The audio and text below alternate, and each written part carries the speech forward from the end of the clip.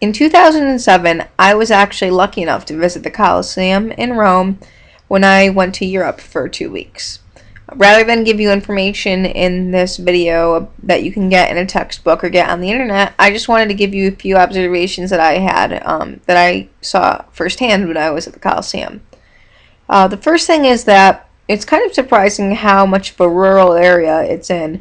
You think it would be built up, there would be more buildings, but there really aren't that many. To get there, if you're staying in the middle of Rome, you take either a car or a bus, and there's a lot of green pastures, a lot of open space before you get there.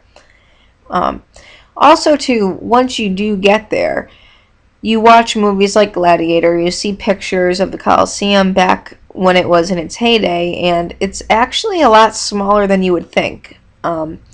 When you actually get into the Colosseum itself, you can see the bottom layer, which people back then didn't see. Those were the slave quarters.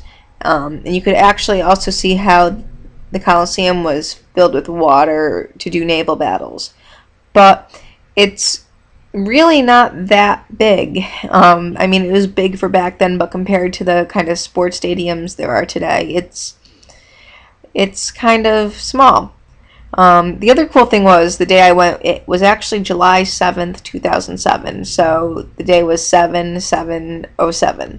There were actually a lot of people getting married there that day, and I thought that was kind of cool. So there were a lot of brides and grooms. As in any big tourist spot, there are a lot of tourists. That's one thing you can't really shy away from.